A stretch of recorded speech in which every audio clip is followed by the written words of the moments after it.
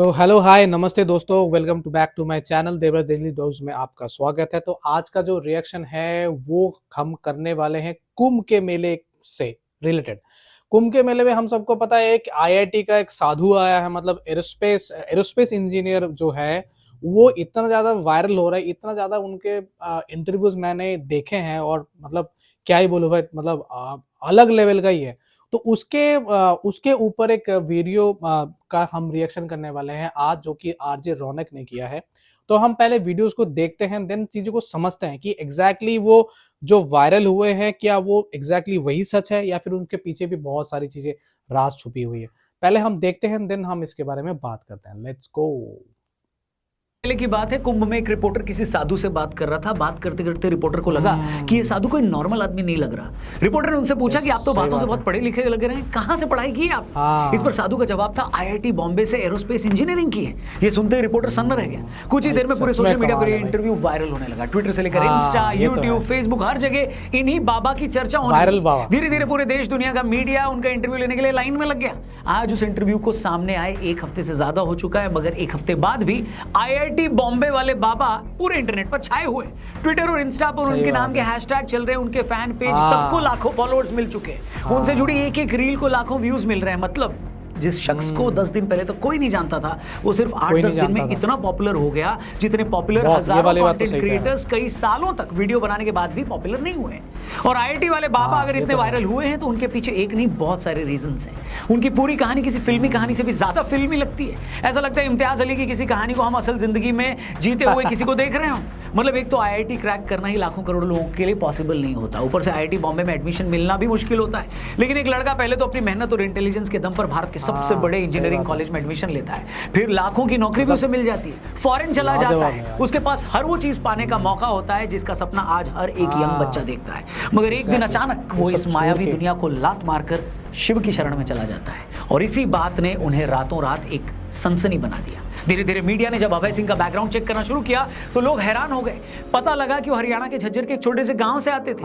वो ग्रेवाल गोत्र के जाट परिवार में पैदा हुए थे। बचपन से पढ़ाई में तेज थे। घर वाले आईआईटी की कोचिंग के लिए कोटा भेजना चाहते थे, मगर वो दिल्ली जाना चाहते थे। अभय ने आईआईटी का एग्जाम क्रैक कर लिया। पहले आईआईटी बॉम्बे से एरोस्पेस इंजीनियरिंग में बीटेक की डिग्री ली, फिर डिजाइनिंग में मास्टर्स की भी डिग्री ले ली। अभय सिंह की छोटी बहन कनाडा में रहती थी, वो कनाडा नौकरी करने चले गए। कनाडा जाकर उन्होंने एरोप्लेन बनाने वाली कंपनी में काम किया। 3 लाख रुपए उनको सैलरी भी मिलने लगी हर महीने की। जिस टाइम वो कनाडा में नौकरी कर रहे थे तभी लॉकडाउन लग गया। अभय सिंह घर में कैद हो गए। उनका शुरू से ही आध्यात्म में इंटरेस्ट था। लॉकडाउन के टाइम उन्हें अपने और जिंदगी के बारे में सोचने का और ज्यादा मौका मिला, वक्त मिला। तब तक उनका कनाडा में अपनी जॉब से मन उठ चुका था। लॉकडाउन खत्म होने के बाद वो भारत आ गए। भारत आकर उन्होंने फोटोग्राफी की। वो हरिद्वार से लेकर केरल और उज्जैन के कुंभ तक कई जगह घूमने गए।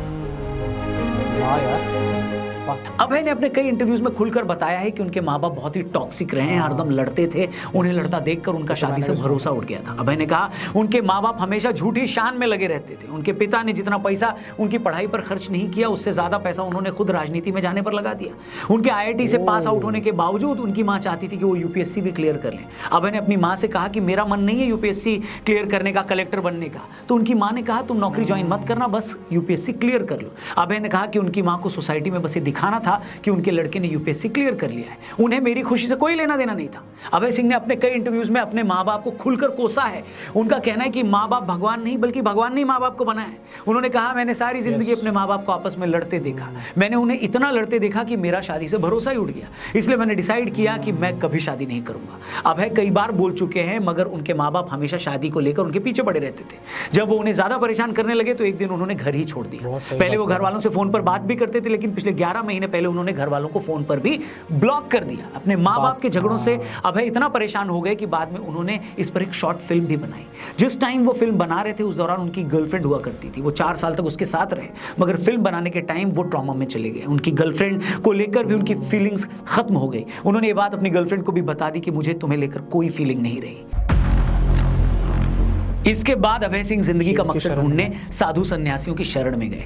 उन्होंने बताया काफी समय तक वो सदगुरु के ईशा फाउंडेशन आश्रम कोयम्बटूर में भी रुके और वहां पर साधना की। इसके अलावा भी अलग अलग जाकर उन्होंने अपनी साधना और तपस्या पूरी करी, क्योंकि ऐसे तो पहुंचे हुए साधु महात्मा किसी को शिक्षा देते नहीं है। वहां जाकर उन्हें अपनी सिंसियरिटी साबित करनी होती है, ये दिखाना होता है कि वो सच में अपनी धुन के पक्के हैं, उनकी नीयत साफ है और वो सचमुच कुछ सीखने के लिए निकले हैं। अभय सिंह ने जब ये परीक्षा पास की तो उन्हें सन्यासी का नाम दे दिया गया। शिव की शरण में जाते ही उन्हें जिंदगी का मकसद मिल गया।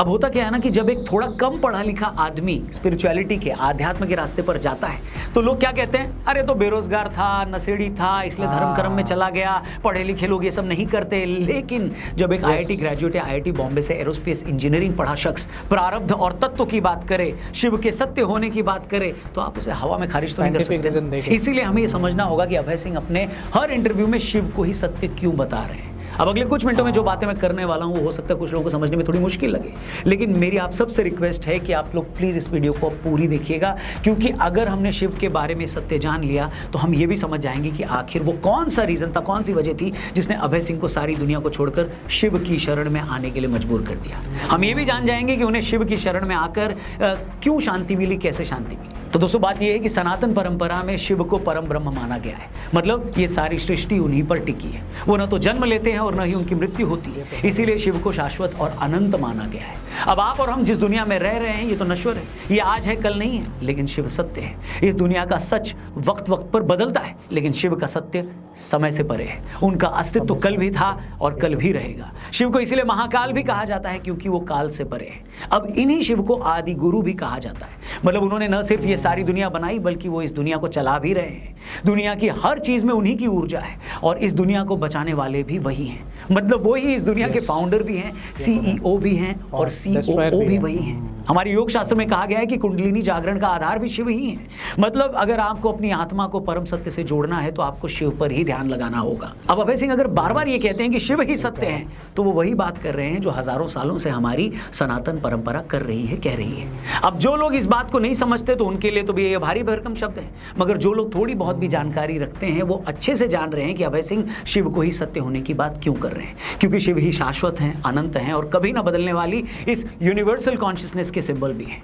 मतलब इस दुनिया में जो भी कुछ है उसमें शिव है, इसीलिए कहा गया है कि शिव ही सत्य है। और इसीलिए एक आईआईटी बॉम्बे ग्रेजुएट ने सारी दुनिया की सुख सुविधाएं छोड़कर उस सत्य के सामने सरेंडर कर दिया। अब कहना तो नहीं चाहिए, मगर ज्यादातर रिपोर्टर्स जो इनसे बातें कर रहे हैं या कर चुके हैं उन्हें या तो इनकी बातें समझ नहीं आती या फिर उन्हें यह पता नहीं लगता कि उनके किसी जवाब में क्या सवाल पूछें। उनके लिए अभय सिंह जी की बातें ऐसी ही हैं जैसे किसी नर्सरी के बच्चे को मेटाफिजिक्स की क्लास में बिठा दिया। अभी रिपोर्टर और कुछ यूट्यूबर्स व्यूज के लिए अभय सिंह के पास इंटरव्यू करने जा तो रहे हैं, मगर इनमें से कोई ये समझ ही नहीं पा रहा है कि वो कहना क्या चाहते हैं। यही रीजन है कि बहुत सारे इंटरव्यू में कुछ लोगों को अभय सिंह या तो एरोगेंट लग रहे हैं, किसी को कंफ्यूज लग रहे हैं, कोई उनको भटका हुआ बता रहा है। ये सारी बातें इसलिए दोस्तों क्योंकि जीवन में इंस्टा पर रील्स के अलावा इनमें से ज्यादातर ने कुछ देखा पड़ा तो है नहीं। कुंभ की जिस पवित्रता और भव्यता पर पूरी दुनिया फिदा है, जिसे कवर करने अमेरिका से लेकर सऊदी अरब तक के रिपोर्टर्स आए हैं, हमारी ही मीडिया के एक सेक्शन को उसकी गहराई और उसके धार्मिक महत्व का कुछ पता ही नहीं है। कुछ लोग तो बस धड़ाधड़ अभय सिंह जी की रील्स को सिर्फ इसीलिए शेयर कर रहे हैं कि देखो एक आईआईटी का बंदा साधु कैसे बन गया। जैसे हर माँ बाप को लगता है ना कि भगत सिंह पैदा तो हो मगर पड़ोसी के घर में, मेरे घर नहीं। उसी तरह बहुत सारे भारतीय इस बात के लिए अभय सिंह की तारीफ तो कर रहे हैं कि देखो आध्यात्म के लिए, स्पिरिचुअलिटी के लिए इसने इतना सब कुछ छोड़ दिया, लेकिन उसने क्यों छोड़ा, कैसे छोड़ा, किस वजह से छोड़ा, इसे समझने का टाइम किसी के पास नहीं है। मेरा बस इतना कहना दोस्तों कि कुदरत आपको कई रूप में कई तरह के मौके देती है। नॉर्मल साधु संत और बाबा लोग तो आपको अनपढ़ और बेरोजगार लगते हैं तो आप उन पर ज्यादा ध्यान देते नहीं हो, लेकिन अगर कोई हाईली एजुकेटेड आदमी सनातन के बारे में कुछ कह रहा है, वो विज्ञान के जरिए आपको आपका धर्म समझा रहा है, तो कम से कम उसकी सुन लो, उसके बहाने अपना इंटरेस्ट अपने ही धर्म में पैदा कर लो, उसे गहराई से समझने की कोशिश तो करो, उसकी ताकत को तो महसूस करो। वरना होता ये है ना कि जब तक हमें ये सब बातें समझ में आती हैं तब तक बहुत टाइम निकल चुका होता है, बहुत देर हो चुकी होती है और हम सोचते हैं कि काश कोई ये सब बातें मुझे पहले बता देता तो मेरी लाइफ पहले कोई बता देता। तो दोस्तों मैं अपने बारे में ज्यादा बात तो नहीं करता, लेकिन एक शिव भक्त होने के नाते मैं आपको बता सकता हूं कि मैंने भी इस जीवन को जिया है, इस वर्ल्डली लाइफ में रहकर शिव के उस सत्य को, आदि योगी के उस सत्य को महसूस करने की डेली कोशिश करता हूं और मैं आपको बता नहीं सकता कि इसने मेरी लाइफ को कैसे बदला है। इसलिए आप भी अगर इस सच को जितना जल्दी पहचान लेंगे उतना आप ही के लिए बेटर होगा। बाकी आपका इस पूरे मामले पर हाँ, तो भाई ये था पूरा वीडियो। मैं एक ही बात बोलने वाला हूँ कि भाई हर हर महादेव। और इसमें बहुत सारे पॉइंट्स को ना बहुत अच्छे तरह से डिफाइन किया है कि मैंने भी इनका जो आईआईटी वाले बाबा बोल रहे हैं, इनका मैंने भी 2-3 इंटरव्यूज देखे थे, 2-3 मैंने भी देखा था, लेकिन उसमें इतने अच्छे तरह से साइंटिफिक रीजन, साइंटिफिक एग्जाम्पल के साथ चीजों को समझा रहे हैं। और मतलब जो बंदा महादेव के पथ पे चल गया भाई, उसकी तो बात ही क्या कहना यार, उसके तो अलग लेवल है। आपको एनीवेज ये वीडियो कैसा लगा, इवन मेरा रिएक्शंस आपको कैसा लगा, वो भी हमें कमेंट पे जरूर बता देना। ऐसे ही अगर किसी भी पर्टिकुलर वीडियोस का अगर आप रिएक्शन चाहते हो तो मुझे इंस्टाग्राम में डीएम कर सकते हो, जो कि आपको डिस्क्रिप्शन में मिल जाएगा, या फिर मुझे कमेंट पे भी आप बता सकते हो। बाकी anyways tata bye bye, take care, मिलते हैं अगले वीडियो में।